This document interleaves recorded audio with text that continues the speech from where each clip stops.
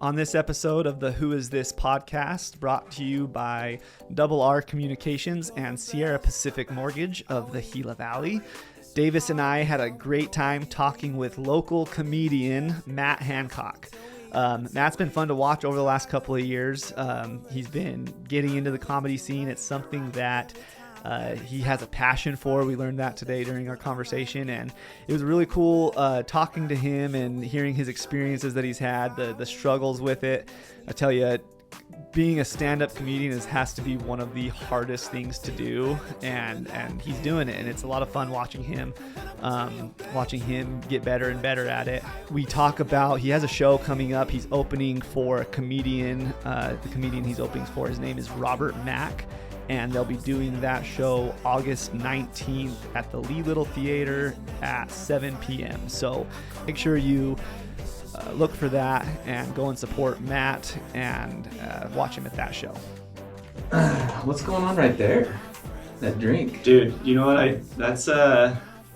This is a protein drink. It looks like AG1 or something. It's buffed up protein. Oh, it makes me think I'm drinking an energy drink.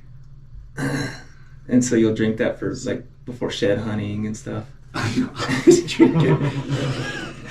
We need to get on air, dude. I'm burning all my material. We're recording. Oh, okay. Scoot that over close. All systems are go.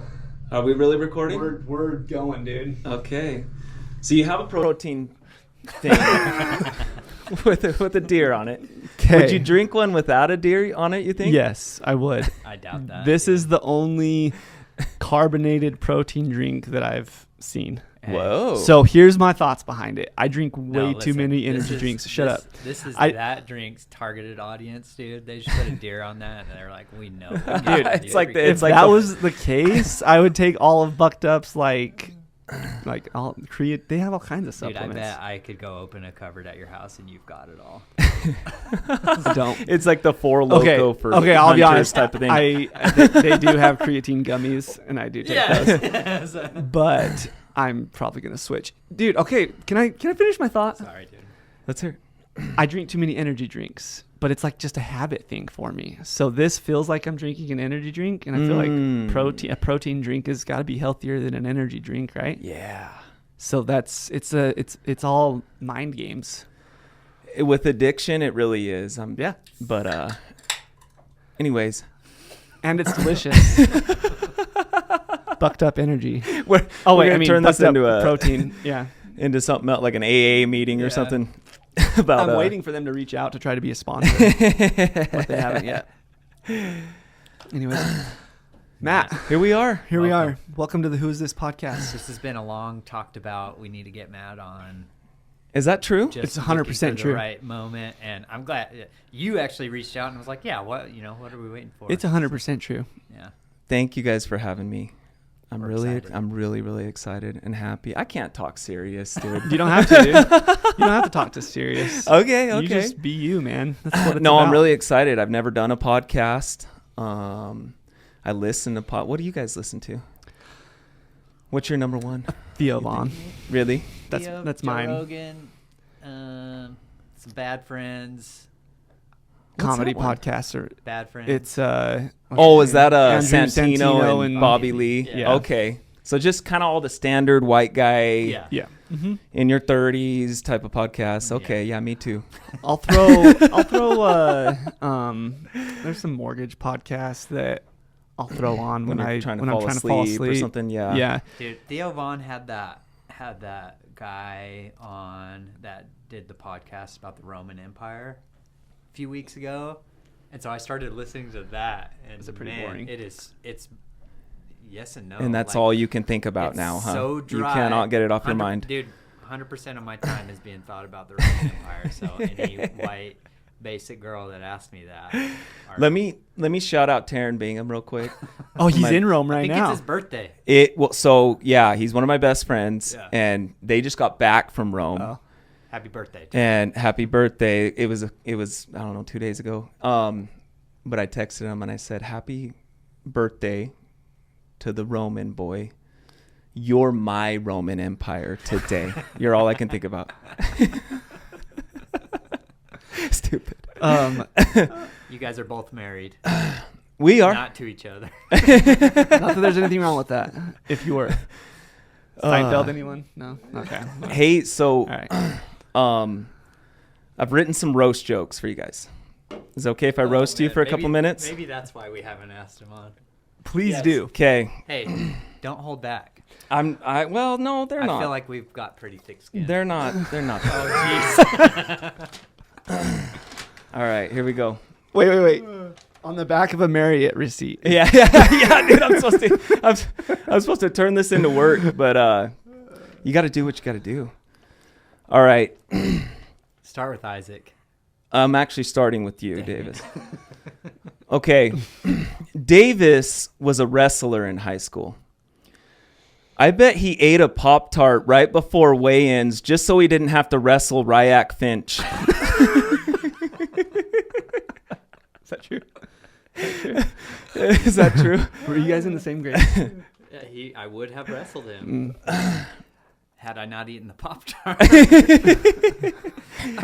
Isaac was a wide receiver in high school, except the only routes he ever completed were Route 44s.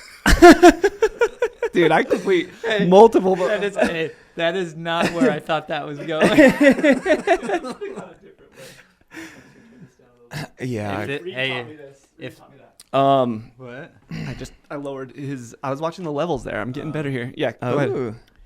If this was like a more PG-13 podcast, that one could have gone way Hey, a little more sideways. PG. Okay. And we might need to edit this next one out. Davis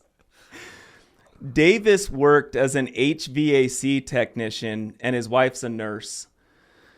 That means he fixed air ducts and she fixes milk ducts. Is that true?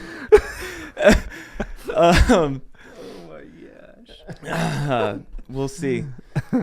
Don't edit that one out, Court. That one was harmless. Yeah. All right. I never know, dude. I never know what people. All right, couple more. Isaac has a crazy hobby. This year alone, Isaac has already found, killed, and eaten 3 animals. And those are just the stray dogs that wandered into his yard. Dude, that's a problem. That's a problem. Yeah, in Was the that a roast desert. joke, or Desert was that- dogs. What's that? Was that a roast joke or No, I think it was just a just joke. an observation? No, that was just an observation. That is 100% true. Really? And have you even hunted this year? He's like, the only thing I've drawn this year is blood.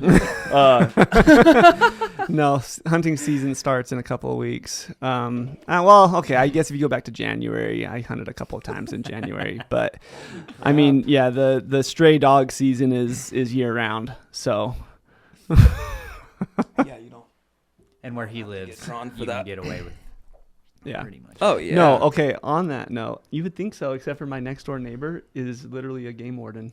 Oh, So yeah, I don't get. Oh, really? I That's right. I gotta be more careful now than I ever have Kinda been. sucks. Yeah. Yeah. Yeah, with the dogs. All right. Davis owns rental properties and lets his tenants pay whenever. You've heard of Slumlord? Davis is the fun lord. You can pay me or not. I don't care. What Dude. about that one? That's more true than you know. You're the fun lord. Oh. No comment. Okay. Tell you some stories after. In college, Isaac worked for the Arizona Diamondbacks. Nowadays, the only curveballs he throws are bad appraisal reports. Oh. Yeah, that'll definitely give Dude, you a curveball. Hey. You might want to edit that one out. No. You don't know how on the head you're nailing it, right? now. Good. Heck yeah. All right, last one. Last one. Isaac is dressed like he's about to sell me pest control. Davis is dressed like a youth pastor at Bible camp. Together, your guys' wardrobes put the broke in mortgage broker.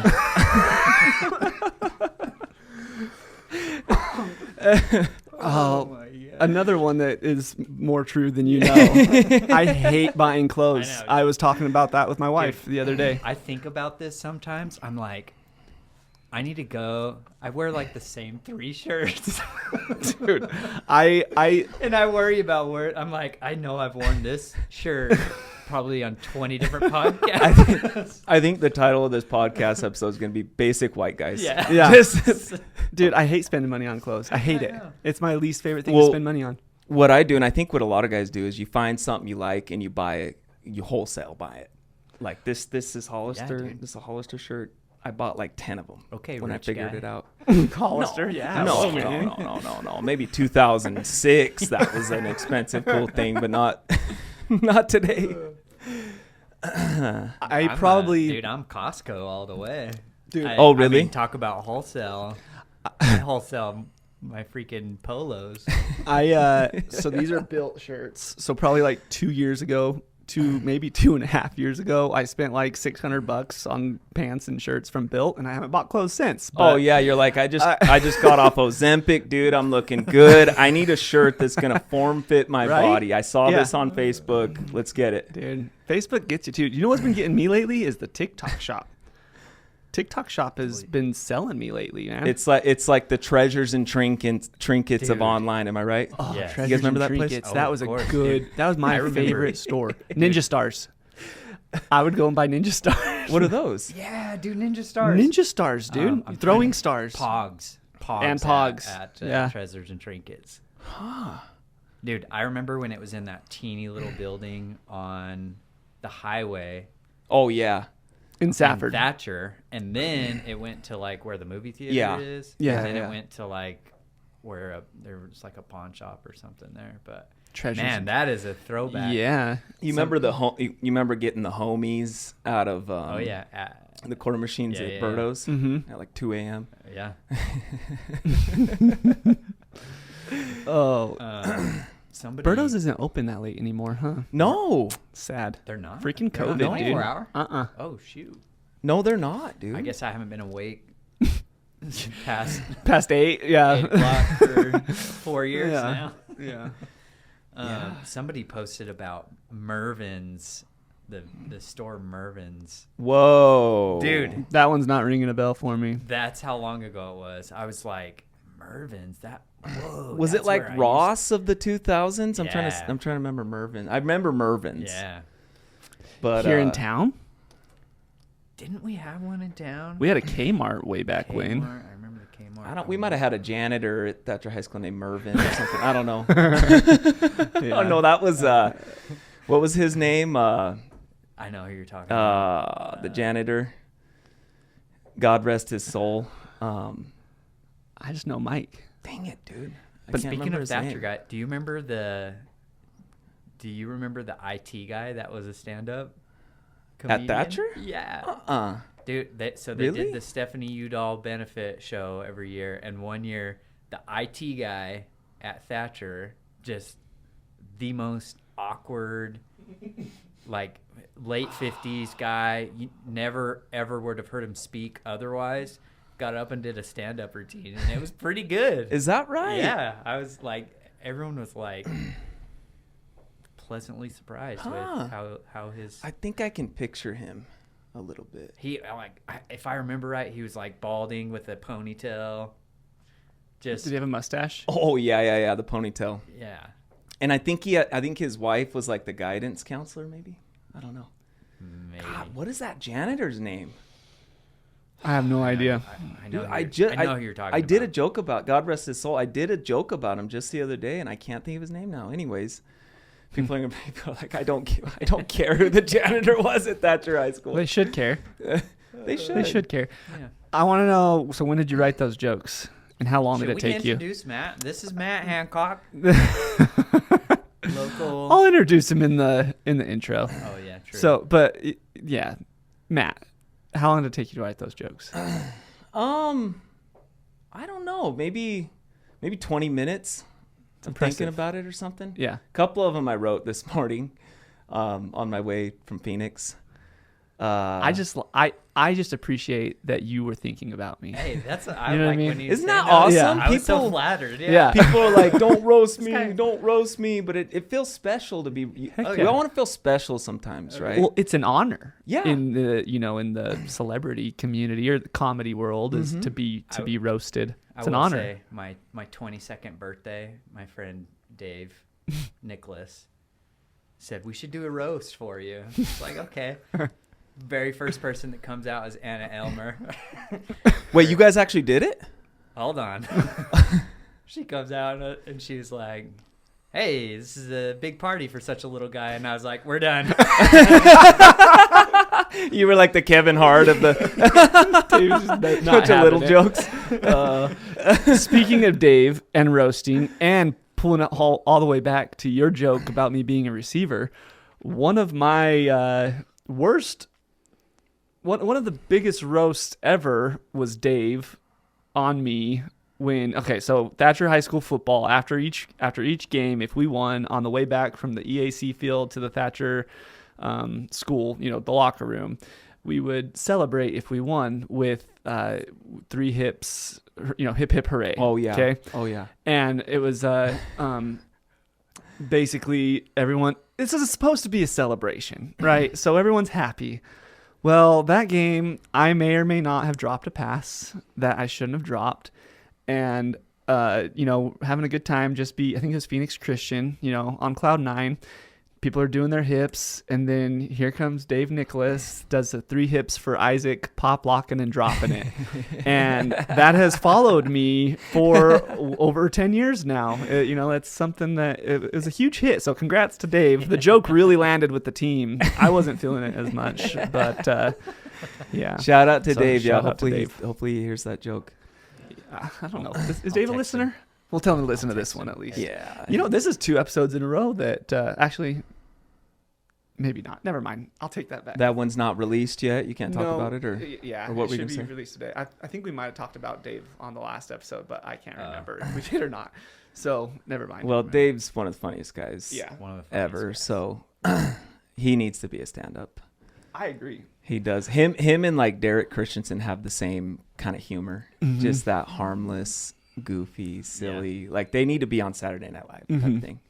Yeah. And so this really does feel like I think Rogan we right talked now. about Matt. Derek brought you up. So Yeah, we talked Derek, about you. in Oh, our, did you have Derek on? that Yeah, was yeah, last. we That was just And had that'll him come on. out today or that'll something? come out either today or tomorrow. Oh, I can't wait Except for the that. freaking video camera's screwed up, so we're only gonna have the audio on that one. That's why we have the camera set up this way. So if one goes out, you'll still be on the other one. Oh, So okay. we should have. Derek, we're sorry. We love you. I texted. We him were and supposed, and I'm apologized. sorry, Derek. We were supposed to hang out last night, and then I was just too tired. I was gonna do an open mic at so Barstool Sports, Yeah. all the podcasts and stuff. So they have a bar in Scottsdale, Yeah. Mm-hmm. and they do like a really good open mic.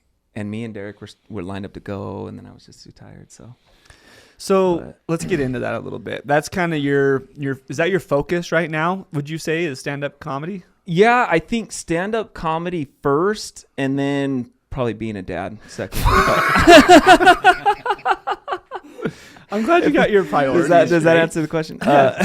Yeah. And then my job. No, it is. No, it is. Yeah, I'm not doing side hustles or anything like that. It just literally consumes my freaking mind all day long. So tell us about that. How did you get? Because you've been a funny guy for as long as I've known you, but you have only recently, or I guess that's relative, but semi-recently started Pursuing it. stand-up, Yeah, and performing. yeah, thank you for saying that. And it's been a year and a half, and I've been trying to think about my story, dude, because I'm a listener, and of course I really enjoy like the artist podcasts, Shane Britt, Brant, Daniel Smith. But I'm like, dude, these guys all have really good stories. What's my story? And so ChatGPT helped me out. It helped me figure it out. So let's get into it. Let's talk about What it. did ChatGPT say? Dude, Yeah, tell us. it was like trying to throw in jokes and stuff. And I was like, no, I just want the story. We don't need to do jokes or anything. But yeah, so I kind of always grew up trying to be the funny guy. You know, like viewed myself as the funny guy, identified as that. But I grew. How far back do we want to go? So I grew as up far as you want. I mean, you guys know I grew up in Safford. Went to Thatcher High School when I was, or actually I went to Thatcher Middle School. And we can edit this out, dude. This part, This is what we want. boring. No, Yeah, this yeah. is But, literally what we want. But I kind of grew up in a funny family. I think about that sometimes, and I don't know. Do you guys think you grew up in funny Oh, families? 100%. Yeah, I think you for I sure. think- I don't know Davis's family as much. They're not very funny. No, just kidding. No, my family was always arguing about who's the funnier one, and so My family was just always arguing. Dude, your brother. Gosh, I can't think of any names today. Trey. Uh-huh. Your brother Trey was the first person to ever, since I've been doing stand-up, to ever come up to me. This was in Walmart, like in public. This is in Walmart, and quote one of my jokes, dude. Really? I hope he hears this because that made me feel so good. That's awesome. He came up. I had this joke. I don't know if you guys remember. I had that goofy haircut where I shaved the sides and then I grew it out on the top. It was like a Viking haircut. Uh-huh. So I used to do this joke where I'm like, you know, I look like I run a biker gang that rides mopeds. And, you know, the name of the biker gang was Red-Headed Stepsons of Anarchy. So I used to do that joke. And so, dude, Trey came up to me in Walmart. He's like, whoa, what's up, dude? You look like you run a biker gang that rides mopeds. And I was like, whoa. You just stole your joke. Yeah. Quoted it. Yeah. Quoted my joke to me. Hey, So for that real, was though, awesome. what if he was just parallel thinking? And I, you know what, I'm not going to say that. I said something back to him. I don't know if we could edit it out. And I was like, well, dude, you look like an ex-Mormon Chuck Norris right now. So you can decide if he wants that out there Chuck or not. Norris is not what I would describe as Trey, but maybe Yeah, I don't know. that's hilarious. But yeah, I grew up in a funny family, dude. Like my dad, like you would get like my dad, my uncles, my grandpa, my great uncles together, and it was like the roast of Tom Brady type of thing. Mm-hmm. So kind of grew up in that environment. Saw myself as the funny guy, but it was always like shock humor. You know what I'm saying? Like think of the dirtiest, most bizarre thing, and it's people are just so shocked by it that they laugh. So I was just like always getting in trouble. You know, my mouth was always getting me in trouble, getting kicked out of class, or to this day, dude, at work and stuff. I'm always saying stuff. And so, HR departments have really ruined that, right? man, I don't want to get into it. No, no, it's good at work. But I've learned, and this is kind of part of the story, that, and I might need to pull out ChatGPT at some point to keep going, but that's kind of part of the story. So yeah, it was just like shock humor. And then, so grew up in a funny family, and then I just had like funny friends. You guys remember Josh McCurdy, Mm-hmm. Oh yeah. Tyler Bryce, God rest his soul. Mhm. Tyler was my best friend. I mean, these guys, me and Davis have talked about it. Like some guys just have it. Yeah. They're just naturals, like Chappelle. Mm-hmm. McCurdy just has it. Like I have to sit here and frickin', I told you guys 20 minutes on those jokes. It's probably 2 hours. I have to sit here and frickin' do science. It's like making meth or something, like do all science and stuff, trying to figure out a joke. Tyler Bryce was like physical humor, like Mr. Bean and all Mhm. that. Hilarious. So anyways, but I wasn't really into stand-up growing up, other than like the blue collar comedy tour. Yeah. Mm-hmm. Jeff Foxworthy, Ron White, Bill Engvall, Larry the Cable Guy. So I was into that, but like up until like 2 years ago, I wasn't even into stand-up at all. I didn't get it. I'm just like, I don't think it's funny. And then I started watching Kill Tony, which I know Davis. Dude, I was gonna say, you asked us about podcasts. I don't know why I didn't say Kill Tony, because Is that a podcast? my wife is probably so annoyed with how often I'm just sitting there watching Kill Tony. It's across. Podcast, it's Do you know what it is, Isaac? Yeah, You yeah. watch No, it? I watch it. Okay. I haven't watched a full episode, but I'm the same. It'll come across You'll as watch the the clips. I clips used and to the just shorts. watch clips. Now I watch full episodes. Really? Dude. Well, he has a Yeah. Netflix special now too. Uh-huh. It's on Netflix. Yeah, they got it on Netflix. I didn't know that would be considered a podcast. Explain what it is. Yeah. So Kill Tony is this show, this live comedy podcast or show. And the host is Tony Hinchcliffe, and he's a professional comedian. And every week he brings on other famous comedians or even just famous people. Yeah. He's Like got special had- guests. Yeah, special guests to be on this panel. Like he's had Post Malone and Mm-hmm. Tucker Carlson, Roseanne Barr. So they're all on this panel.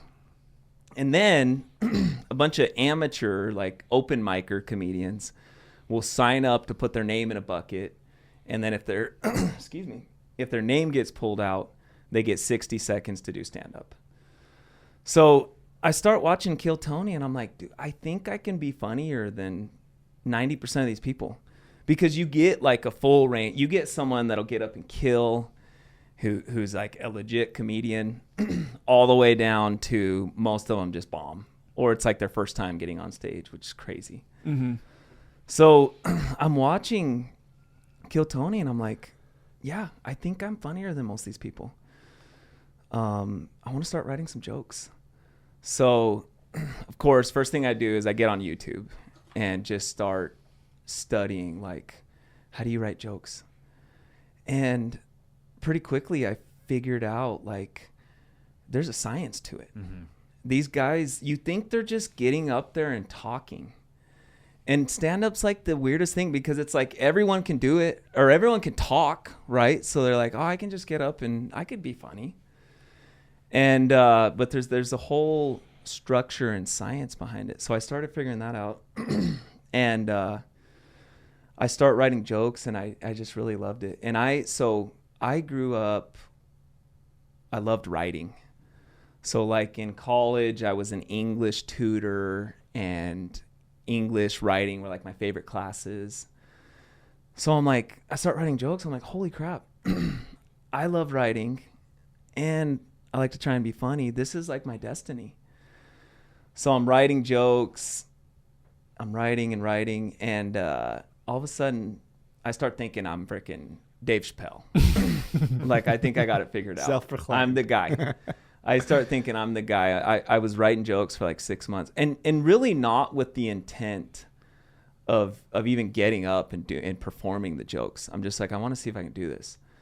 And so yeah, I start thinking I'm the guy. So I'm like, I start getting more serious. I'm like, okay, I think I'm gonna do this. I'm gonna like go to Tucson or Phoenix or something and get up and do stand up. Just knock it out of the way, finally do it. So then one day we were at Genevieve's, and I see this flyer that said open mic like every third Thursday or something. So I'm like, all right, this is it. So I put a set together. I take like what I thought were my best jokes, put them together, and I'm like, okay, I'm gonna do this. So then I invite freaking all my friends and family, and there's like 20-25 people who are Pretty gonna show up, ballsy. which is stupid. It's the dumbest thing ever too. For the first time ever doing stand up, and you want to bring these people, it was dumb. But I invited all these people. So then, it gets to the day of the open mic, and I didn't eat that day. I literally fasted because I was just so nervous, dude. Anytime I think about it, I'm just like, oh. And so then we get to that evening. I'm driving to the open mic, and the whole time I'm thinking, you don't have to do this. Like, this is voluntary, dude. You can can turn around Really quick, the Genevieve's open mic is more commonly for guitar players or Yeah. singers, Yeah. right? Like, you were probably Musicians. the first comedian to do Uh-huh. it, right? So you've got to keep that in mind. The type of crowd that's there is Yeah, expecting to see musicians. Exactly. So and we can talk about that later. if we want to talk about Safford and comedy. But you're right. It's all music. You know, they're getting up and trying to see Zaley Windsor. Right. And then some corny guy gets up and is trying to do jokes. But anyway, so I'm nervous, but I'm like, all right, I'm just going to do it. So I get there, like I said, we had like 20, 25 friends and family all in the crowd. And I get up and of course I bomb. And I mean, I had a couple jokes that landed. It was enough to where I was like, whoa. Like when you get that first laugh, you're like, whoa. And it kind of eases you up. So I got a couple of laughs, but overall I bombed.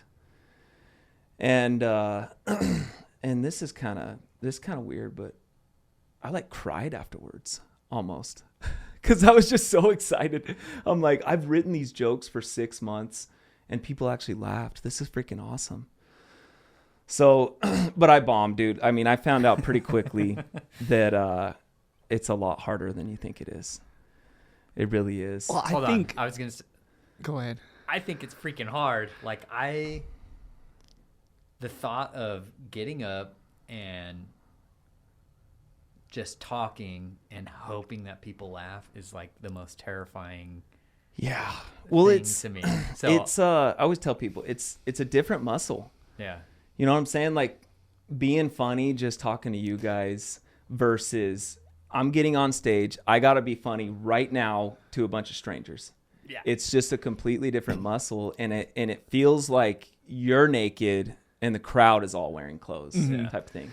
I think that with stand-up comedy, like we were talking about earlier, there's people that are just naturally funny, conversational funny. You know, there's just a good time. But when you have to manufacture it on the spot, that is, it's insane. Terrifying. Yeah. It's insane. All the crowd work guys, you know, Matt Rife and all these people. I mean, it's a real skill. And like I said, like everyone can talk. But to get up on stage and have to be funny right then and there, it's just different. So it was a lot harder than I thought. But like I said, I got enough laughs to where I'm like, okay, I think I'm going to keep doing this. So then the bullpen started doing an open mic. So we were doing the bullpen for a little while. And then I'd get up at Genevieve's a little bit. Like you talked about, it was kind of a hard crowd. It was a hard room. Which is kind of what you want. Yeah. Because that's really how you cut your teeth. Right. And learn how to stay composed and keep your pacing and all that kind of stuff. So, yeah, so I did this mic and then started doing the bullpen. I started basically just eating crap for like an entire year at open mics and dive bars and just the junkiest places in Phoenix and Tucson. And I'm just getting up and just eating crap every time. And I think that's what's most impressive about comedians that make it. And it becomes, I think 99% of the comedians you talk to are going to be saying the same thing. They sucked at first. Yeah. And I'm not saying you suck. I'm just saying what you just said. Everyone you were eating, you eat crap. And so I think that's what's most impressive is because if I got up there the first time and ate crap, I'd be like, that's the last time I'm doing that. Yeah. Like I wouldn't have the willpower to continue. Well, dude, it's kind of like golf. Like you get 20 bad swings in a row and you get that one. Yeah. Just That's a good analogy. Just Yeah, 2 great nights analogy. ago, I did this open mic in downtown Mesa. And it was one of those where it was like most of these open mics, especially in Phoenix and Tucson, it's just comedians in the crowd, which makes it even harder. Yeah. Because they can judge you the hardest. Some of them are really supportive. This one I went to was really supportive and cool. All the comedians. There are maybe 20 comedians, maybe 5 regular, like normal people in the crowd. 2 nights ago. And they were supportive, but even then, 2 out of my 18 jokes landed. Like a few got chuckles, but like 2 out of the 18 actually got good pops. Yeah. And they were both brand new jokes that I was using these open mics in Phoenix to test material for and we're going to talk about it, but the show coming up at the college next month. Or what's today? Is it August 31st today? next month. Tomorrow's Okay. the first. Yeah. Tomorrow's the first. Anyways, so yeah, I just I did the first open mic, spent the next year of doing stand up, just bombing and doing open mics. But you get better and better every time, starting to get better at joke writing. So when I hit a year of doing stand up, I'm like, okay, I think I'm decent enough to maybe try and get booked or try and get on like a real show. Mm-hmm. And so I video record, I film all my shows. And so I took like all my video recordings, clipped up my best jokes, my best pops, and like compiled them all into this like 5-minute video montage. So I took this video and I sent it out to like 10 different bookers in Tucson and Phoenix, people who are putting on comedy shows and stuff, and sent them this video. I'm like, hey, I live in Safford. I'm trying to do shows in the city. I don't have a whole lot of opportunities to do comedy in my little town. And one guy out of the 10 bookers responded. And it was this dude named Kenny Shade. Really awesome guy. He's kind of a big figure in like the Tucson. He puts on a ton of shows in Tucson. So Kenny responds to me and he's like, I have the show coming up later this month in Sierra Vista, but it's the headliner's a pretty big comedian. So I need to know if you're good or not. So I have this open mic this coming Monday in Tucson. Show up to this open mic, and if I like your comedy, I'll put you on the show. So no pressure. Yeah, dude. So I'm pumped. I pull together all my best jokes. I take the day off from work and everything. And so then we get to the day of that open mic, and he's like, he texted me. He's like, hey, unfortunately, I have to cancel the open mic tonight.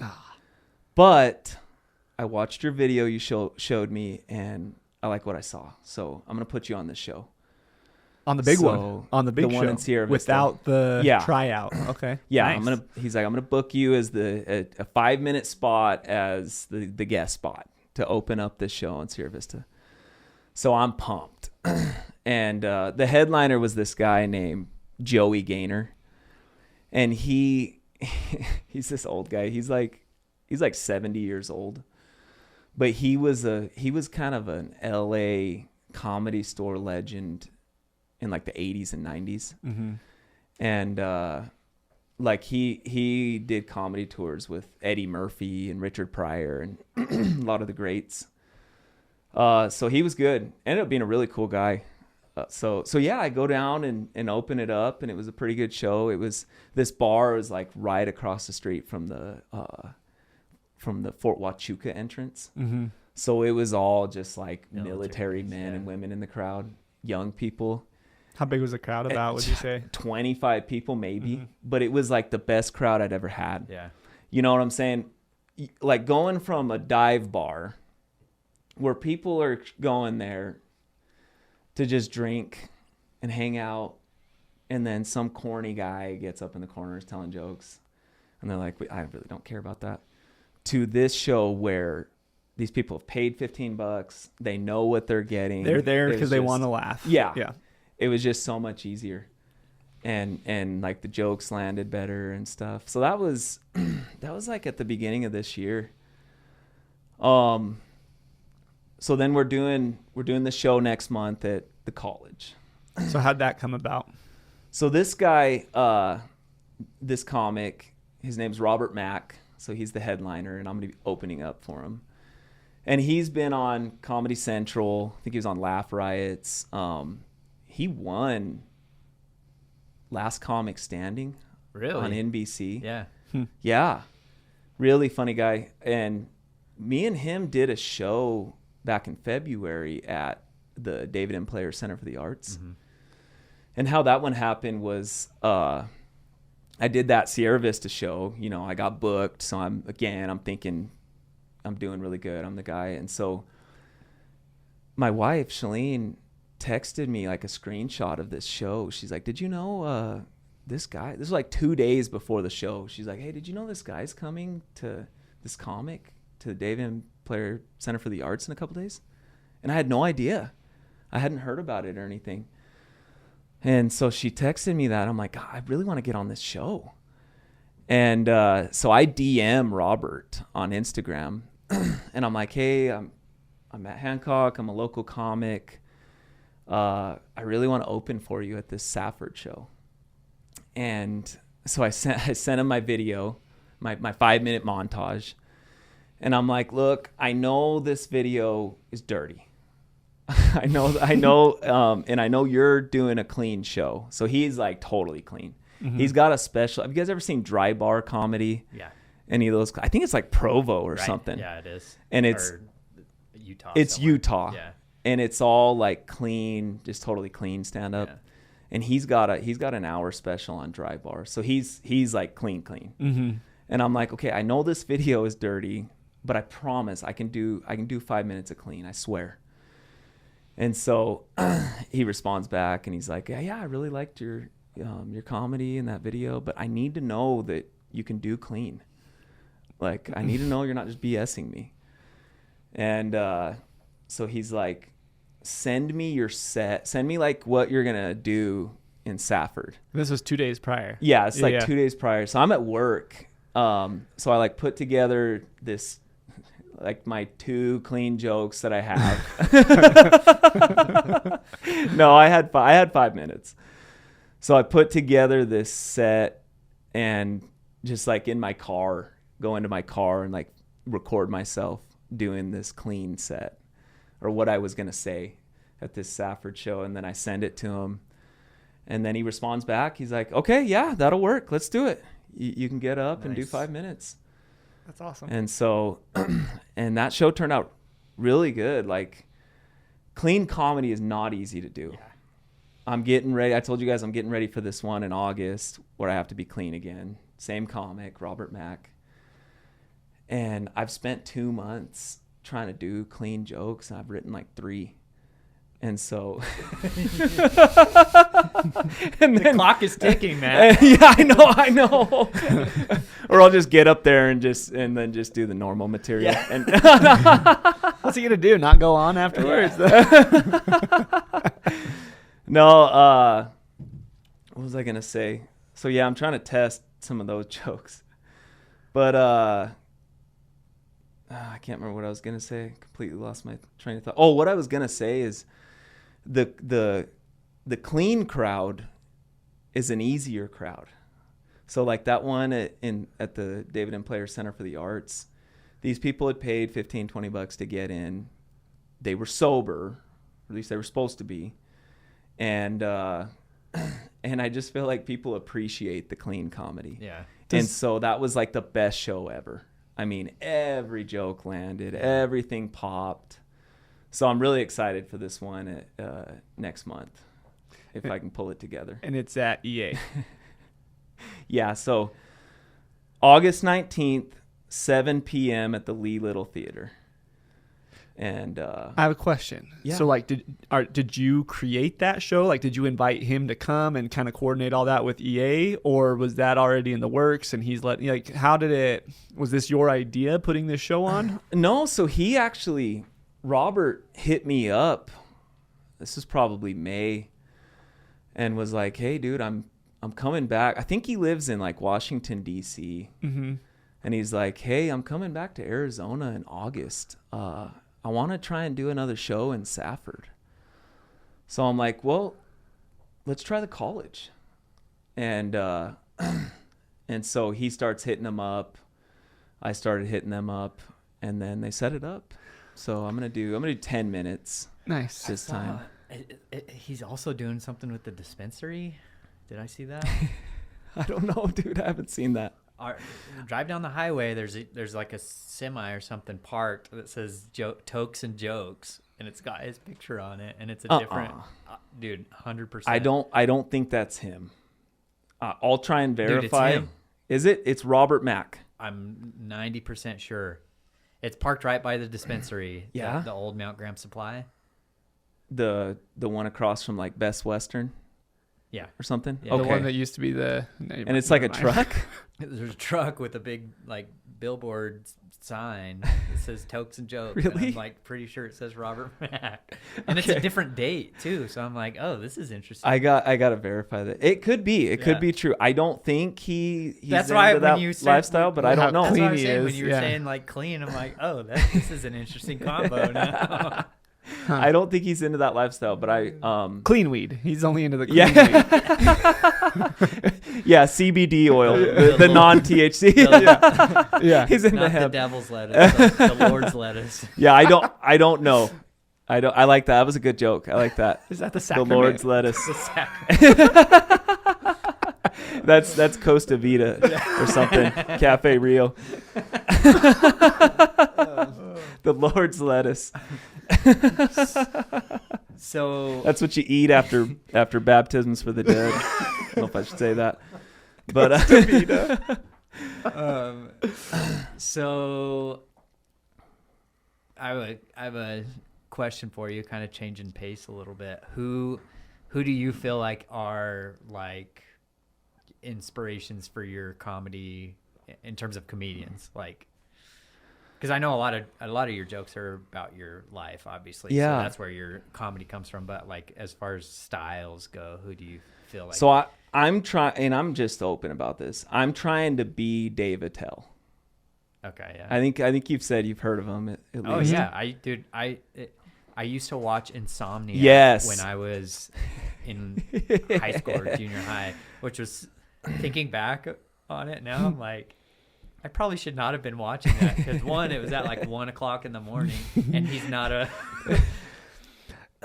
wholesome comic. I'll be No. honest. My style of comedy is not clean comedy. I don't enjoy clean comedy. You don't like to watch clean It's comedy. just So not who as do you funny like to to me. watch?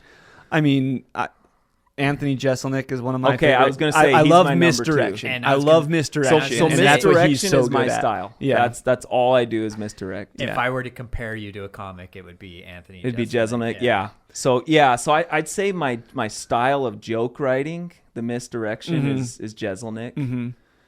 But as far like pacing, all that stuff, I'm trying to be Dave Attell. Yeah.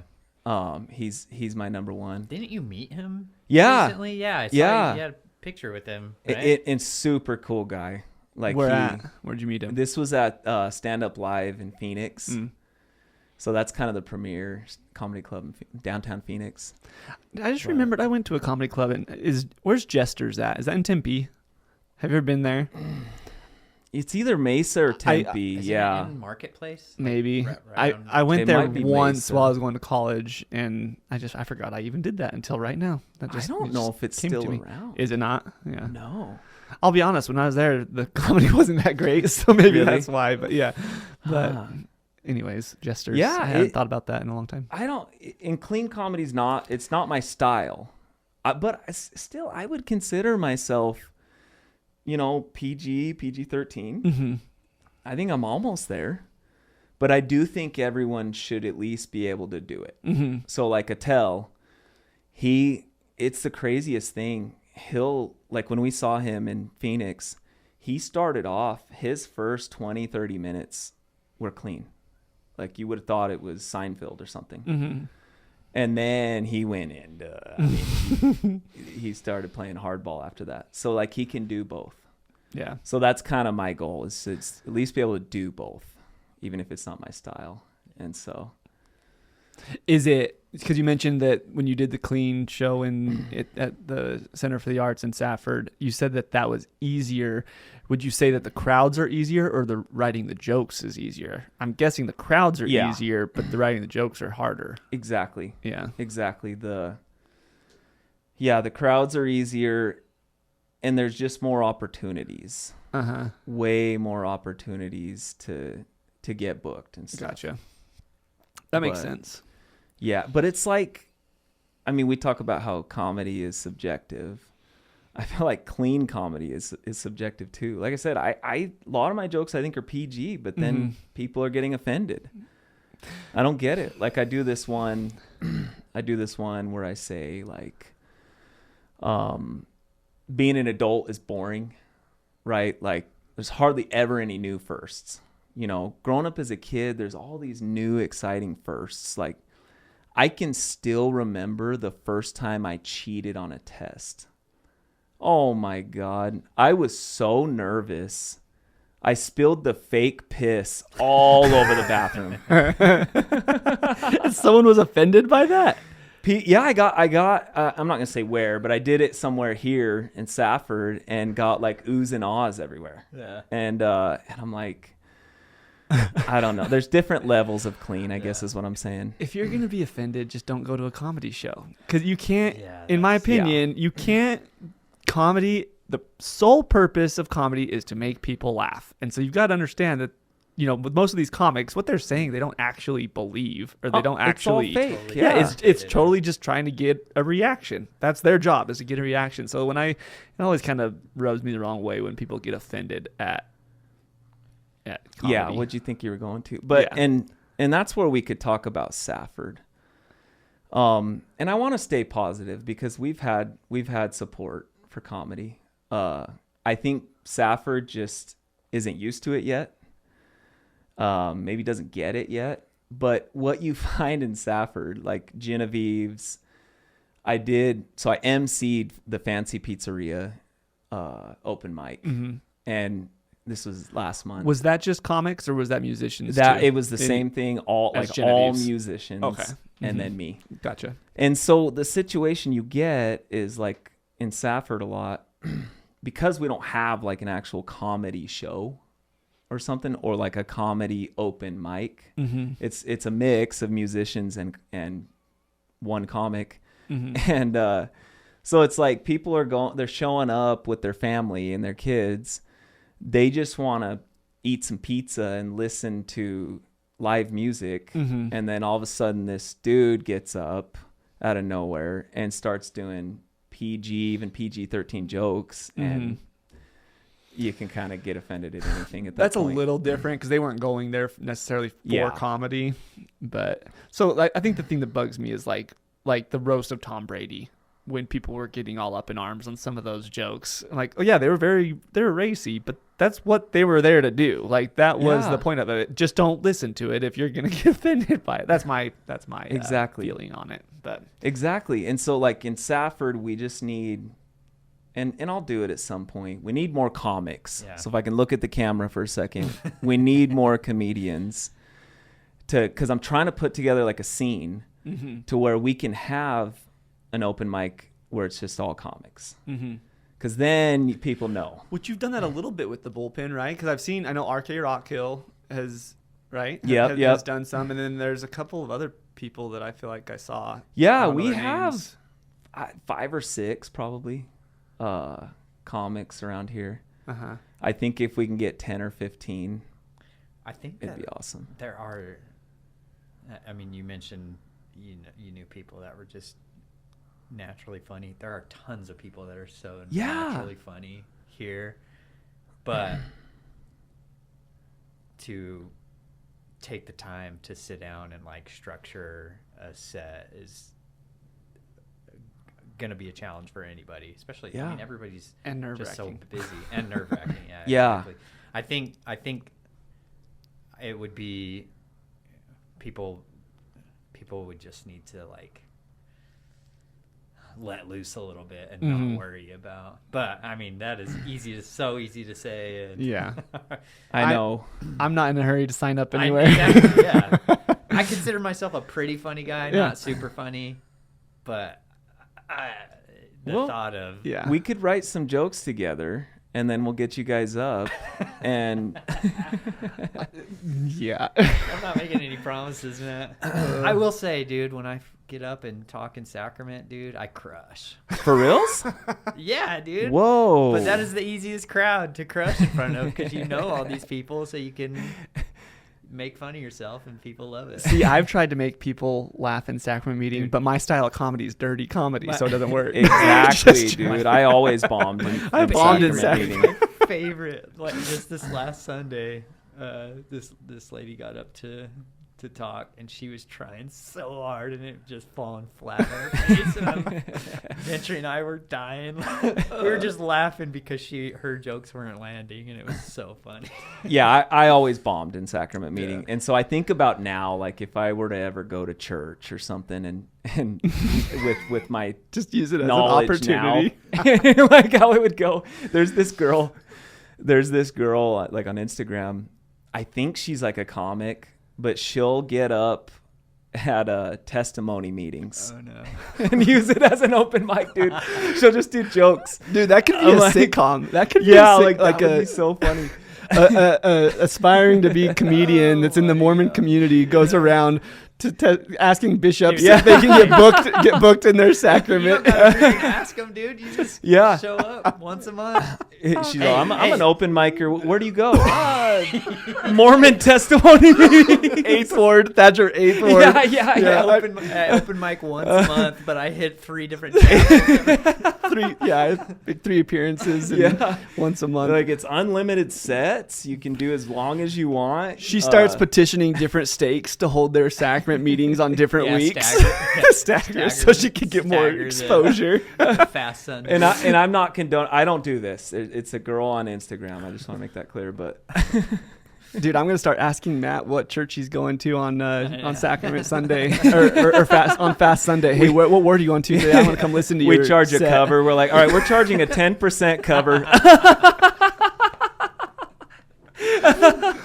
A 10% goes. How much do you make? But food and drink is provided. Yeah, they show up with a bank statement. You're like 10% or a pay stub. That's your cover. Dude, that's funny. That could be a sitcom. That's funny. Oh my gosh! But then does the church leadership, catch wind of it? And then you start getting 86. No, you can't get up. You can't. They're gonna bring back the greeters at the door, but it's really just to bounce Matt. Yeah. Don't let this guy in here. No, I'm not gonna do it. I'm not gonna do it. But it's a funny concept. It is a funny concept. If let's say you're living in some podunk town in Utah, and Panguitch or something, I don't know, and you want to be a stand-up, there's no opportunities. I mean, that's you got to do what you got to do. We're in a pretty podunk town in southeastern Arizona. That's the best part is they wouldn't know what hit them until you're up there. No, and you can do clean stuff. We got side. What were you saying about the girl? That's what she would do. That's literally what she would do. Yeah, and I don't know. I'll have to look and see what she is. I don't know if she's a comic or not. And I think she's like active Mormon, all that. But she gets up and just does jokes. And she posts them on Instagram and stuff. She just has someone recording for her. I'll try and find it for you guys. That's hilarious. That's funny. Well, cool, man. What else? What else you want to talk about? Oh, we're good on time. Yeah, I think we're good. Yeah. No, I had some questions for you.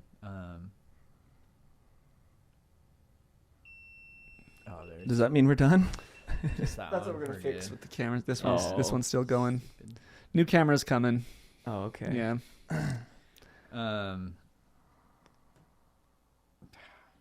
Sorry, I lost my train What's of your thought. favorite venue you've done so far?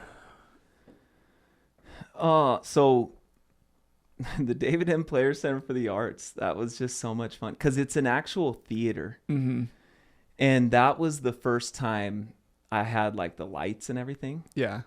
And so you can't see the audience at all. Like you can pretty much see the first, maybe the second row. And like, of course, my mom sits in like the second row and is crying. I'm like, this is a comedy show. There's no crying at a comedy show. Pride? Yeah, just out of pride. That hopefully it was out of pride and not out of disappointment. Just joking. Just kidding. Yeah, sometimes, but that was kind of crazy. Like you can't see the crowd at all. Mm-hmm. And then being in a theater. And Robert Mack, the headliner I'm doing the show with, he kind of gave me this advice. In a theater show, you have to really slow it down. It's kind of weird. Like you're in this bigger room and the jokes like take a little longer to hit, and then the laughter takes a little longer to come back. So that was kind of weird for me with timing and all that. Yeah. I had to really slow down. 'Cause that makes sense. Yeah. I just thought of another question. Do you find yourself like not maybe structuring or not telling your jokes how you want to tell them or how you really feel like you should, like that they're not truly yourself because of who might be listening? Because that's something that I think I would struggle with too. Like, you know, you talked about having your mom in the front 2 rows. Yeah. You know, like, are you not going to say certain jokes because of because of people that are close to you that may not like them? Because that's what I would struggle with. Like friends and family. Yeah, type yeah. stuff. Mhm. Oh yeah. Because I mean, friends and family that are very close to me aren't going to have the same sense of humor that I do on certain things. So that would probably affect how I would tell my jokes. But I feel like to really be a successful comedian, you've got to just be yourself. And you know, so I think that's something that I would struggle with. Why are you smirking? No, you're I right. was thinking Though. about Derek Christensen's Instagram, dude. Yeah. Because we kind of talked to him about that because he posts some pretty like, it's all hilarious, but some of the stuff like, that's what I think about. I'm like, what does Derek's mother-in-law think of him bending over and he's got a thong on? Even like the things, you know, the podcast and things. I know that my mom listens to it, and I know that there's certain things that I probably want to say, but don't say. The other day, Julie. Yeah, happy birthday 2 days. We were gonna have my mom do the podcast, but she turned me down. Why did she say no? You think? I don't know. I think she was just nervous. She was nervous that She's Isaac like, was gonna say bad words. Yeah, and but yeah. That to my point. I know that she's listening, so there's certain things that my mom just isn't gonna think is Julie. funny, but. It's true though. Anyway, she said that maybe on Mother's Day. She said it'd make more sense to have her on Mother's Day. So we'll have her on Mother's Day. Yeah. Anyways, does that affect literally a year from now. Yeah. Does that affect your joke writing or telling, or is it really just specific to the audience at the time? It does, dude. And I'm trying to sort all that out because for me, really, it's all about the audience. You just want to get a laugh. Mm-hmm. And so, like, if I got up next month at the Lee Little Theater and started busting out the hard stuff, the crowd's not gonna. I'm gonna lose the crowd. You don't want to lose the crowd. But what if you won them, dude? What if they surprised you and they were all wanting that? That could happen. Like that's the risky That's part, what right? we all want. Yeah. I hate to say this, but I'll say it. Like because it's a small town, like Yeah. even if people thought it was hilarious, They probably wouldn't they're laugh. not gonna laugh because Yeah. of who they're sitting next to. Yep. You know? Exactly. That's so true. That's true. And because I mean, I am the way that or the jokes that I tell or the way that I act are, you know, you got to know your audience, right? Yeah. Like I would say different things to you than I would say to my mom or my wife. I mean, they just because they're not gonna think it's funny, like you might, or you know. Exactly. Yeah. Or I mean, even right now, like we will, for the most part, we're pretty genuine. Yeah. We are genuine. Yeah. But there's also things we wouldn't say. Yeah, we catch ourselves because yeah. like maybe not, but Yeah. There's different levels. but if I'm being honest, I would love it to be to the point where I just didn't care at all. Yeah. No, And- I know what you mean. You know what I mean? The first time If we didn't care at all, they wouldn't let us use this room anymore. I know. Yeah, that's true. I don't think we've cussed yet. No. No. I don't think I have. But sometimes you don't know. What was I gonna say? Oh yeah, I was gonna say like the first time I cussed, on my Instagram, a video I posted on Instagram. First time I said the F word in one of my jokes and put it on Instagram. I mean, it was freaky. But then, yeah, it was kind of liberating because you're like, and me and my wife have been talking a lot about this lately. You know, I can't cuss at work. Now we got kids that are getting older and repeating the cuss words. Uh-huh. So I can't cuss at Which home. is in itself very funny. Yeah, it is. But she, well, you don't have to be with them whenever they cuss during the day. But so I'm like, I just don't ever get to cuss anymore. And so I don't know why I said that. I guess there's Well, I think you're just getting on kind of who you really are and kind of what Get you 'em all have out to. if you want to right now. yeah. No, Yeah. no. We're not going to cuss. But no, I still feel like I can be sincere and really who I am without cussing Yeah. and with Yeah. being clean. I could probably do the same jokes with the Mormon temple president that I would with you guys Yeah. if I needed to or if I wanted to. Yeah. Yeah. And that's what's been kind of cool about studying comedy, because it used to be I would just say something funny, not think about it. It just would come out. Mm-hmm. Now, like 90% of the time, I've written it in my head already, and then I say it. Mm-hmm. And so people think I'm just saying it, and I'm just in the moment saying it. Mm-hmm. 90% of the time, I've already written it in my head. And like the other day, I was with some friends, and I'm trying to think if I want to do this one. Screw it. In the spirit of this conversation, the other day I was with some friends, and we start talking about like the standardized testing in school, and I wrote this in my head prior to saying it. I was like, oh yeah, the standardized testing we did. What was that called? AIDS? Or no, AIMS. That's right. And they all thought I just made the mistake. Yeah. In my head, I knew I'd already written that. So that's hard because so you had this joke that you had already written. So then do you kind of go into a conversation like, how can I steer it to talking about standardized testing? Because that's No. Oh. It's all based on like, yeah, it's kind of improvised. Uh-huh. Or yeah, it's improvised, but like sometimes I'll hold on to it I just took a picture. for a couple seconds. Yeah. So it'll just be with the conversation. I'm trying to think how much I've done that today. Yeah. Well, okay, like the girl doing an open mic at a testimony meeting. One of you guys said something that made me think of that. So I was thinking about that Gotcha. for a minute or so. Yeah. And knew I wanted to make that joke or bring that up. So that type of thing. Gotcha. That type of thing. Dude, I just think of the School of Rock movie, the montage where they're studying music. I just think of you doing that, like watching comedy. Taking notes. Yeah, I do that. And that's how I watch stand-up comedy now. Yeah. It's like watching film. Yeah. It's like watching game tape. Yeah, I still laugh and all that, but I'm like, because there's different joke structures, and I don't know if the listeners would even care about this, but there's a bunch of different laughter triggers that create joke structure. So this is what I study. This is what I nerd out about all day long. Misdirection. You brought up that one.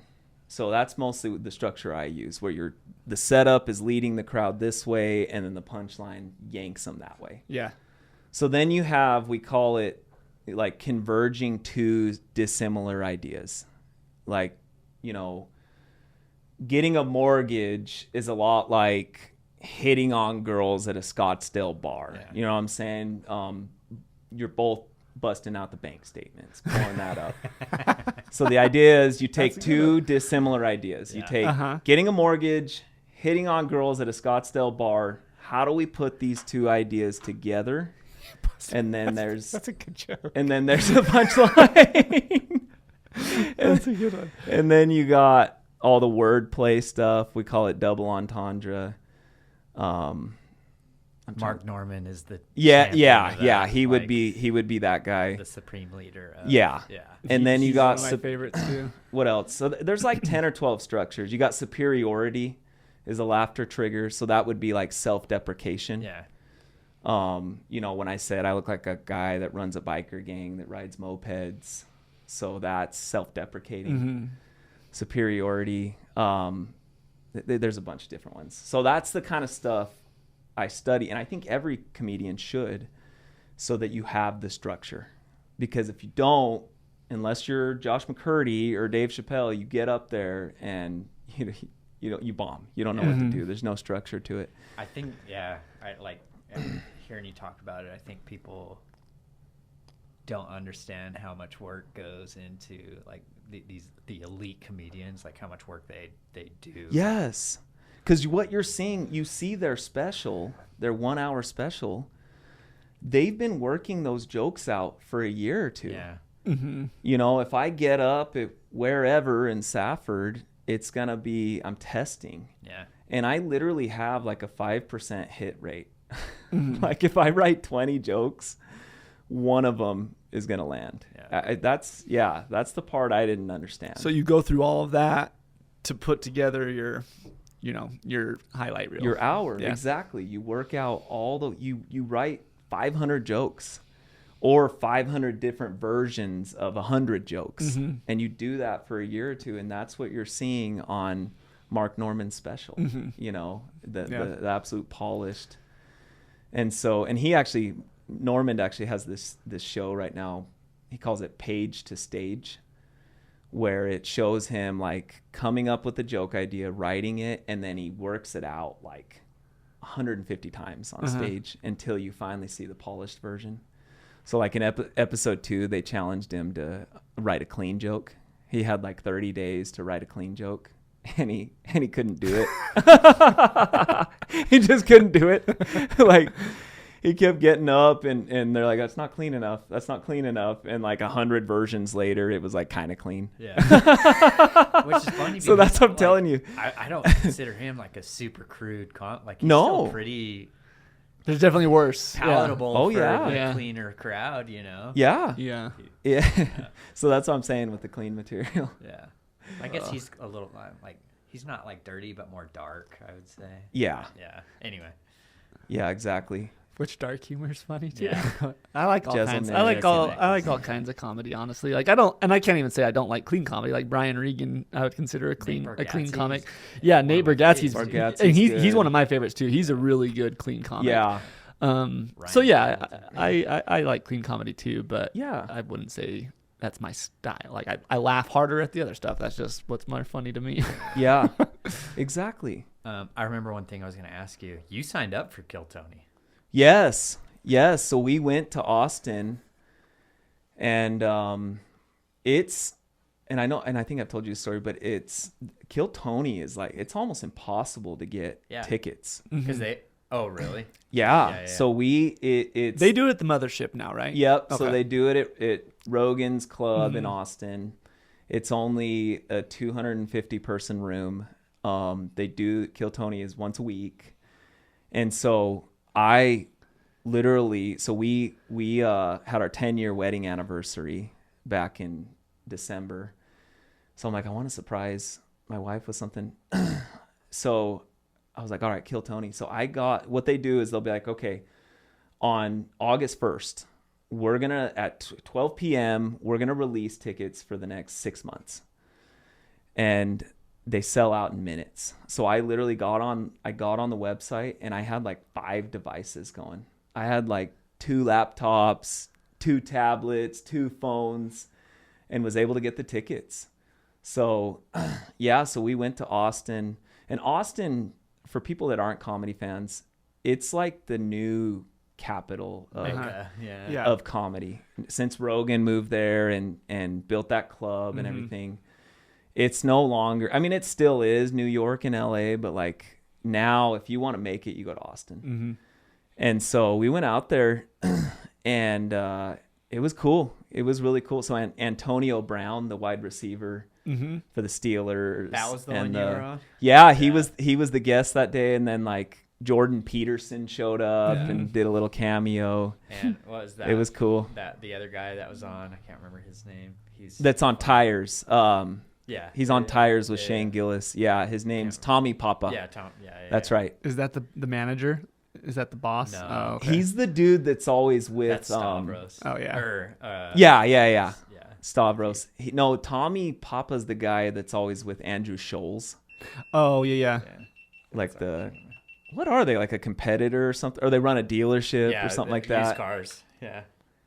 Yeah, the guys that come over. I'm not going to say what they call them. But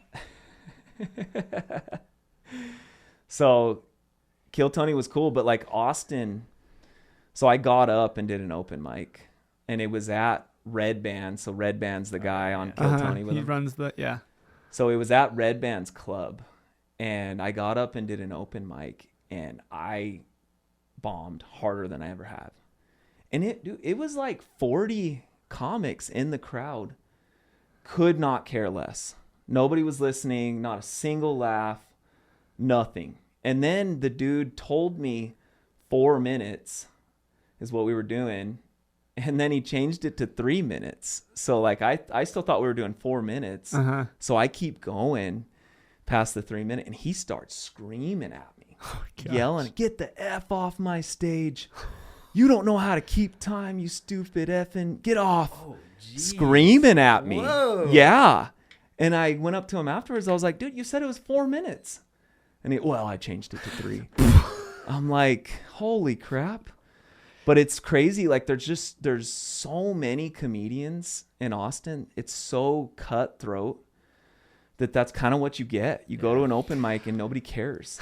So Joe Rogan always talks about how back in the day, comedians weren't really like rooting for each other. Like it was a competition between each other. Yeah. And then he always says that in today's world, everyone's rooting for each other. And is that really how it is though? It's less of that in Austin. And I Yeah. think it's just because there's so many. Uh-huh. Like Tucson. So I guess I've done Phoenix, Tucson, and Austin comedy scenes. Tucson has been my favorite scene so far. Everyone is so cool, so supportive. And what I think it is like Tucson's got, 1 million people or whatever. Mm-hmm. And there's really only like 50 comics that are actually doing it Yeah. consistently. So it's just a real small thing. And they're all trying to get each other on shows. And like, I think if I were to try and do this full time, I'd go to Tucson for a while. Yeah. Then Austin or LA or whatever. Is that the goal? No, the goal right now is just to get good. Uh-huh. To just get good and be like, undisputedly funny. And it's kind of a cool goal comedy is kind of cool because it's like you're never there. You can get better in some way. What my issue is, I feel like my joke writing is like there, or it's getting there. For me, living in Safford is the performance aspect. I don't have the reps. These guys in Tucson and Phoenix and girls, they're getting up every night, 2-3 times a night and getting that stage time.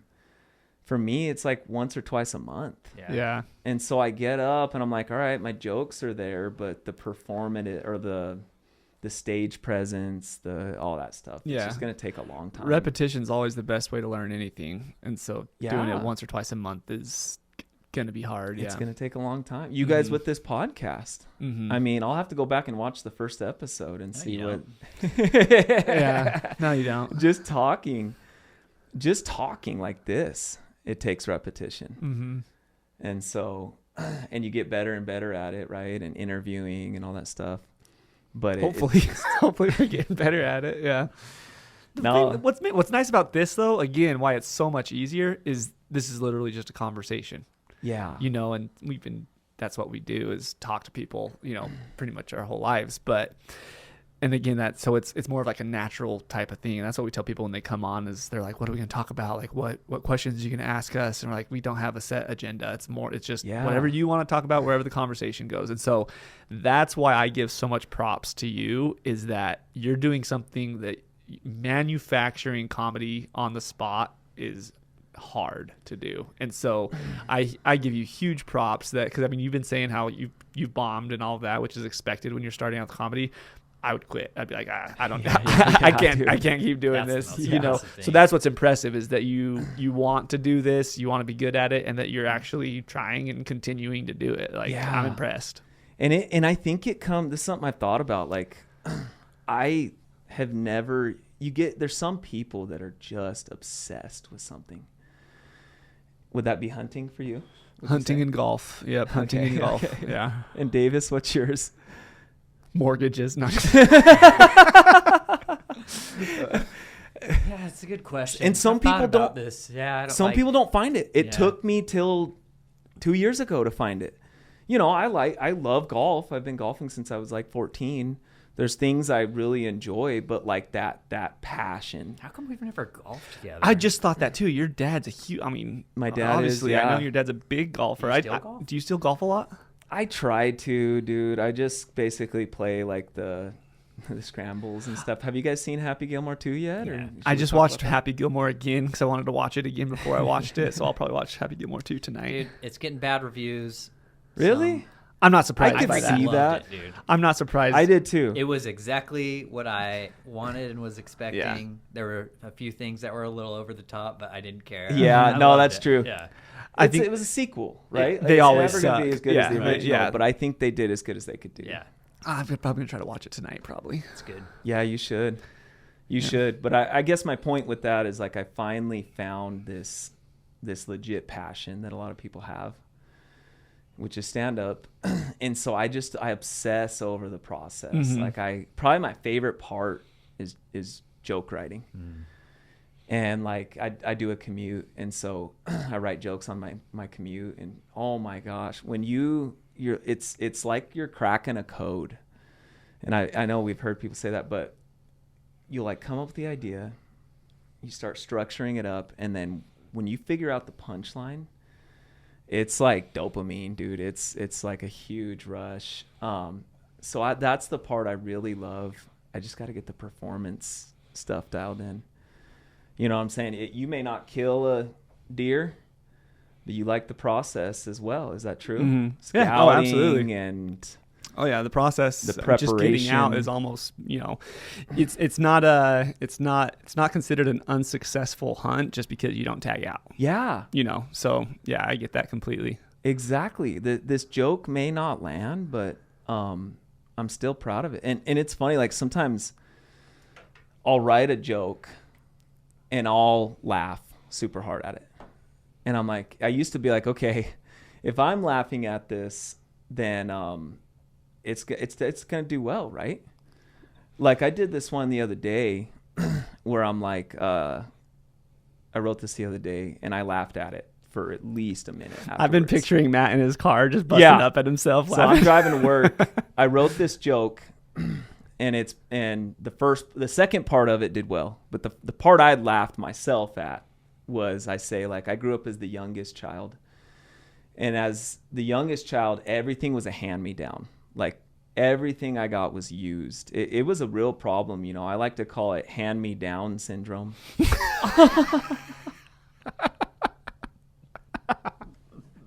And we can edit that out, but No way. There's nothing wrong So, with that joke. It's a funny I thought joke. that was hilarious. I did it the other night and it bombed.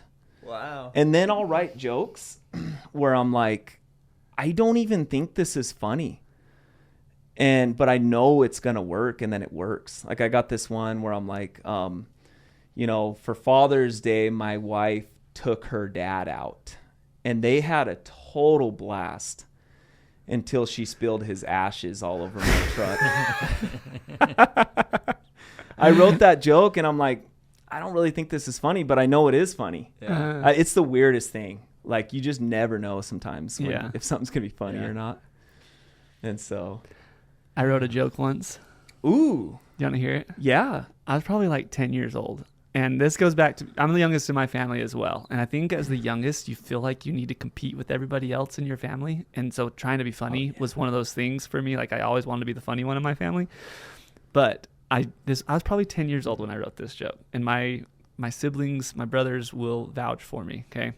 So it's a blonde joke. So again, I hope there's not any blondes that get offended by this. But so a blonde was at a movie theater.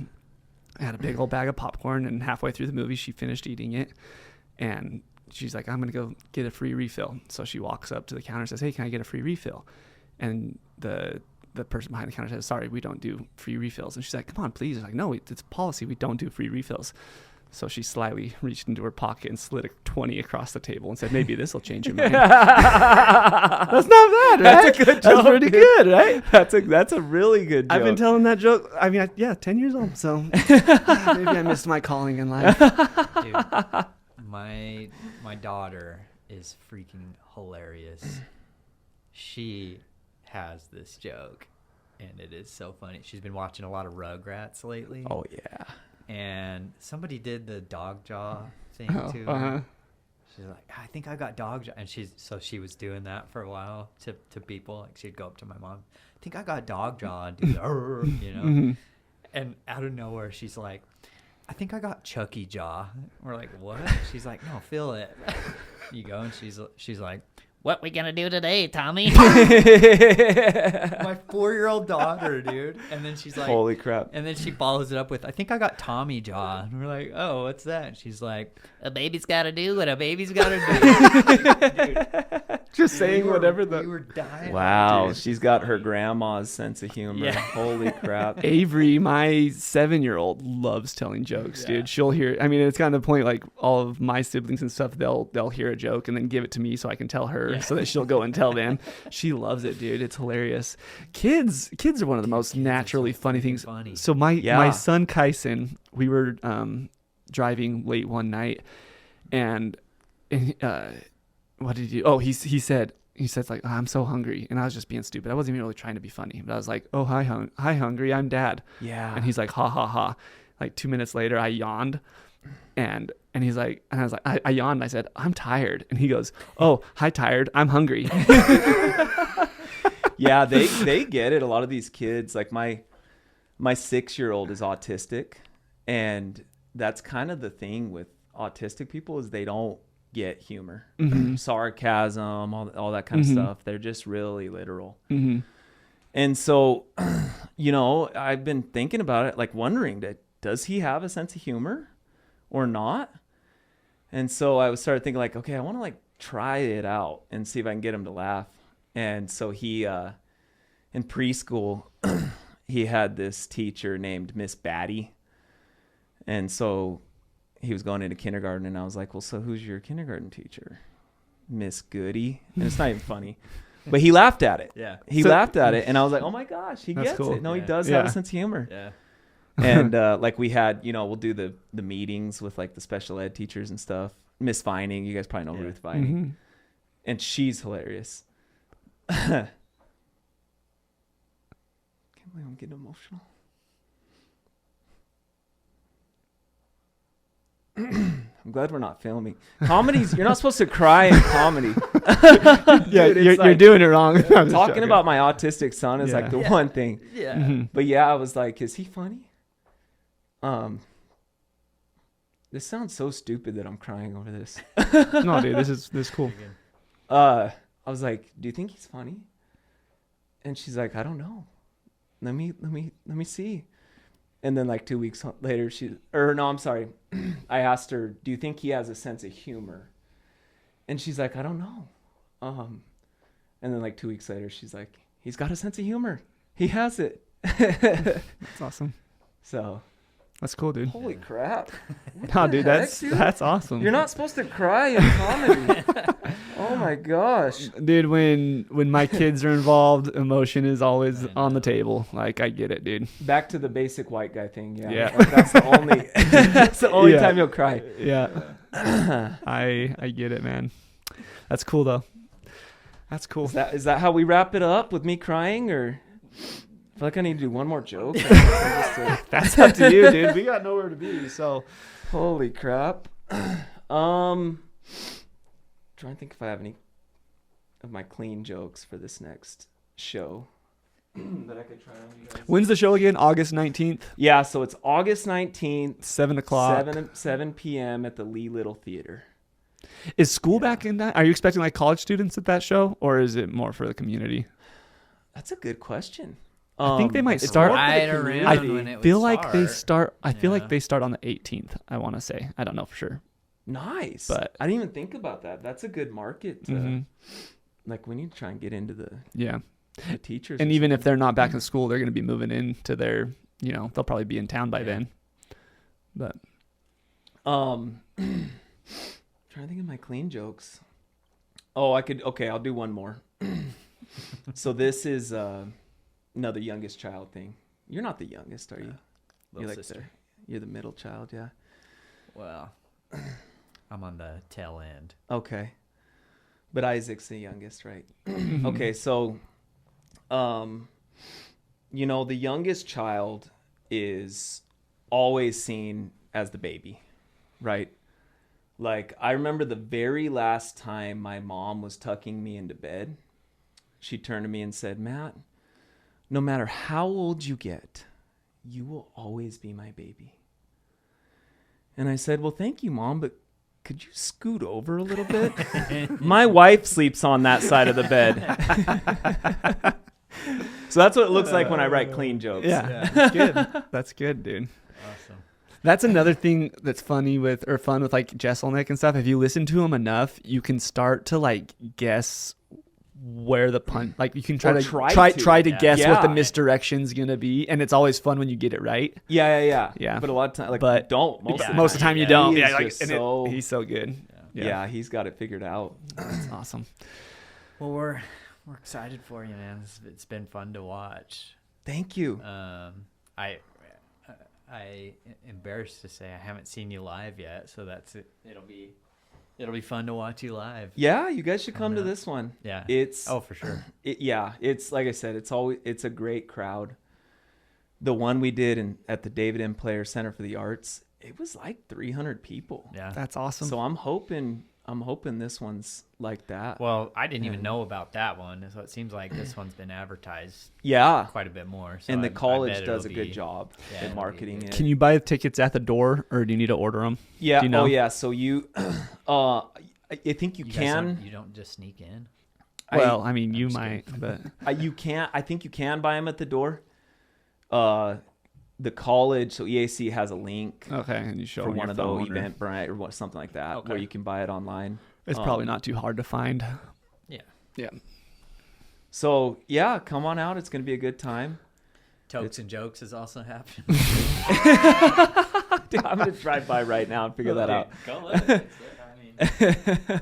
Yeah, thanks for having me on, guys. Dude, I just want to say real quick, like, honestly, I am super impressed, because anytime I see someone that has a goal or has something that they want to work towards and doesn't let things get in the way and actually works toward it, it's impressive to me. And so keep doing it, dude. I think it's awesome, and I think you're great. You'll keep getting better at it too. Thank you. Find your passion. That's the message. Yeah. If people can dig through all the BS that's gone on in this episode, find something you really like to do. It's a good message. So yeah, thanks for having me on, guys, because we want to promote this show. And I mean, how's the listenership? Do you get those numbers? Our clips do pretty well. Yeah, we get a lot of views on, like, the full episodes. We probably average 120 or so. Huh? Like on YouTube? On YouTube. Yeah, and that's the thing. I don't even really check Spotify and stuff. I just look at YouTube. But it's on Spotify. It's on YouTube. It's on, I think, is it on Apple Music? No. It's not on Apple Music right now. But we have like a link tree. We have an Instagram page that you can go and find. But whenever I share it, I usually just share the YouTube video. But our clips will do like thousands of views, so it's good. We haven't had the one we're waiting for that one that goes viral. You need to get Justin Gaethje here then, I guess, or something. Dude, we would love that. That would be nerve-wracking, but that would be cool. Yeah, he's like, I don't think it would be nerve-wracking. I think initially I would be nervous. I think I'd be nervous talking to him initially. It's a weird thing. Like, you probably knew him. Yeah, I a little bit more, like, with wrestling and I'm stuff. not friends with him or anything, but we knew each other. We were in high school at the same time. We and so it's like, when somebody's from your small town, you're like, okay, am I looking at him like a dude from my hometown, or am I starstruck? Yeah. Like, when I met him at, my brother Kent was doing that food truck with Dave Palmer. They called it Protein. Yeah. Uh-huh. So we met Gaethje there, and like, I didn't really know him. So for me, it was more of like he's a celebrity, starstruck type thing. It's a weird dynamic because like I've seen him at the golf course. You know, he goes and golfs with his dad every now and then. And so whenever I see him, I try to treat it as like I don't ask for his autograph. I'm just like, hey, what's up, Justin? You know, try to say hi. But sitting across from him, I don't know. I think it would be fine, but it would be. I would be nervous at first because it nervous could to say something stupid. Yeah. And more people would be listening probably and all that. Who's the most famous person you guys have met, you think? I'd say Zaylee probably, as far as a national more famous now. Yeah, we need to have her back on. Or Daniel Smith. Daniel has a Smith. huge Yeah. following. Yeah. Well, Or like Gagey would be. Gagey would be the most. Oh, if yeah. we And I'm got- talking just in general, like Oh, anybody. That's. On the podcast? No. Oh, I thought you were asking Oh. who's in been on life. That in we life. know or In that we life. He have runs met? into famous people all the time. Oh yeah, Steve Nash, right? Dude, he That's every right. time we go to an Granville. airport, every time he goes to an airport, he comes back with I saw Chris Harrison? Yeah, it's always someone. Chris which I would Harrison. never notice Chris Harrison. I'd never be able to pick him out. Like You're a terrible unless Bachelor fan, I was then. looking for him. Like, you know what I mean?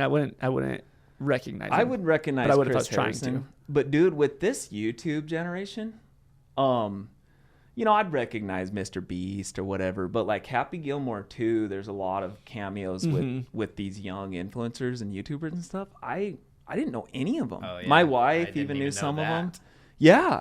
Weren't there like 100 cameos, like something crazy? Really? I'm pretty sure there was a Ooh, ton I of. guess I gotta rewatch it. yeah. Most famous person I've ever, when I worked for the Diamondbacks, would just be baseball players, because that's like Paul Goldschmidt Yeah, I was would gonna probably say be he the would've most been. famous athlete that I've ever had an acquaintance with. Yeah. Yeah. Steve Nash though. Dude, Was he cool? He seems like he's cool. Sorry, Gentry, but highlight of my life. Was she like from Dallas or something, right? Yeah. so- Meeting Steve Nash, firstborn child. Oh, that's what you meant by that. I was trying to correlate Dallas or something. Yeah. And he was super cool. He went and bought the sweater that Dude, Steve he Nash was was wearing. the sweater. I freaking right after I met him. And And then looked got up the picture. sweater and bought it. And Okay. Then I told my brother he gave it to me because it came in the next day.